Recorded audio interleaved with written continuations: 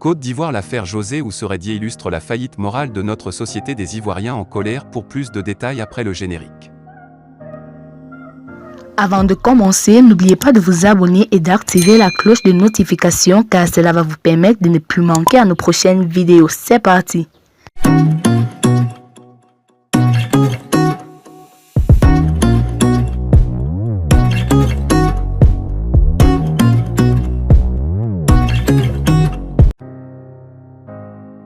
L'affaire José Ouseredier illustre la faillite morale de notre société. Dans un texte éditorialisant intitulé « Non, je ne suis pas José », le journaliste René-Ambroise Thiétier estime que l'affaire créée par les confessions de Ouseredier relève de la faillite morale dans laquelle baigne notre société. Parlons-en. À l'évidence, l'affaire Ouseredier ou José, c'est selon, illustre jusqu'à la caricature, la faillite morale dans laquelle baigne notre société. Aussi, se trouve-t-il des personnes pour justifier la faute de l'artiste chanteuse José qui, à la luxure, a ajouté l'injustice. Ainsi, non contente de forniquer avec le mari d'une autre, en l'occurrence Aline, elle a décidé de garder ce dernier, tout honte bu, et elle a le culot de demander à sa victime de trouver la force de lui pardonner. Un peu comme le voleur qui écrirait une note après son méfait pour demander au propriétaire de l'objet volé de lui pardonner, puisqu'il n'a pas eu la force de résister à la tentation.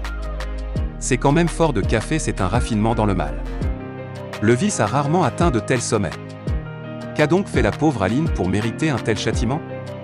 La voilà aujourd'hui délaissée, flanquée de 5 enfants dont le père, cet homme concupiscent accro au baya, sic, aura démontré qu'être père, c'est bien plus que coucher avec une femme et lui faire des enfants. Encore faut-il avoir le sens de la responsabilité et être mature. Il est donc le vrai fautif, mais cela ne vaut guère absolution pour José qui va porter jusqu'à ses derniers jours cette marque infamante de « raseuse de mari », qui est loin d'être un titre de gloire, et j'entends d'ici certains dire qu'il ne faut pas brûler l'auteur de « diplôme » et qu'il y en a qui font pire. Ah bon? Le mal doit donc justifier le mal? Nul ne doit rompre ce cercle vicieux pour entrer dans la vertu que recommandent les Saintes Écritures? Non, il ne faut pas donner une prime au vice. Dès lors, il convient de dire à cette José qu'elle a merdé. L'affaire José Ouseredier et la faillite morale. Il faut donc crier haro sur le baudet. Suza, ces filles de petite vertu qui font la honte de la gente féminine. Par sa faute, 5 enfants et une mère, percluse de chagrin, sont brusquement sans repère, sans père et sans mari. Elle a certes 2 enfants avec l'ancien capitaine des éléphants, mais ce n'est pas une raison suffisante pour que ce dernier déserte la maison familiale pour aller avec sa maîtresse. Quelle femme accepterait une telle situation? Aucune, pas même José. À César, il convient de rendre ce qui est à César. C'est une question de justice et de morale. Alors, non, je ne suis pas José. Ni aujourd'hui, ni demain la société a besoin d'être moralisée.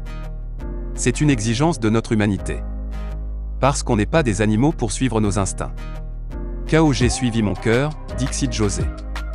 Une justification à minima qui ne mérite pas le moindre intérêt. Le chanteur américain R. Kelly, coupable de crimes sexuels, condamné à 30 ans de prison. La star américaine déchue du R. Kelly, reconnue coupable en septembre 2021 à New York d'avoir piloté pendant 3 décennies un système d'exploitation sexuelle de jeunes, dont des adolescentes, a été condamnée mercredi à 30 ans de prison. Cette lourde peine contre le chanteur de 55 ans a été prononcée par le tribunal fédéral de Brooklyn, là-haut.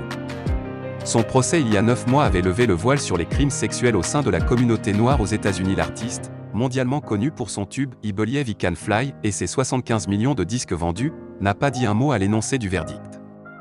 Il était resté mutique également lors des 6 semaines de procès. En août et septembre dernier, les procureurs fédéraux avaient réclamé au moins 25 années de réclusion criminelle en raison du danger que représenterait ce criminel prédateur pour ses victimes et pour l'opinion publique. Le parquet a fustigé Robert Sylvester Kelly, alias R. Kelly, pour s'être servi de sa notoriété pour faire de jeunes, fragiles et sans voix, ses proies à des fins de gratification sexuelle. Aucun remords pour le procureur Bréon Pise. R. Kelly n'a eu que du mépris pour ses crimes dévastateurs et aucun remords pour son comportement. L'une de ses victimes, Lisette Martinez, 45 ans, a dit devant la presse sa reconnaissance que Robert Sylvester Kelly ait été mis à l'écart, qu'il reste loin sans plus pouvoir faire de mal à quiconque. Après les choses atroces infligées à des enfants, elle avait 17 ans à l'époque. R. Kelly, qui a raconté dans son autobiographie avoir été violé quand il avait 8 ans, a été reconnu coupable en septembre 2021 de tous les chefs d'inculpation, extorsion, exploitation sexuelle de mineurs, enlèvement, trafic, corruption et travail forcé. Sur une période allant de 1994 à 2018, il a toujours nié les faits et son avocate a assuré mercredi que son client n'était pas un monstre,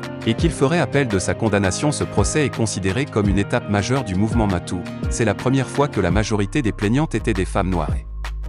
Qu'elle accusait un artiste noir pour Kenyette Barnes, à l'origine du mot dièse muter Kelly, fait taire Kelly, en 2017, la même année que le mouvement mondial MeToo déclenché par la chute du tout-puissant producteur de Hollywood Harvey Weinstein. La justice américaine a permis pour la première fois de donner écho au sang, à la sueur et aux larmes.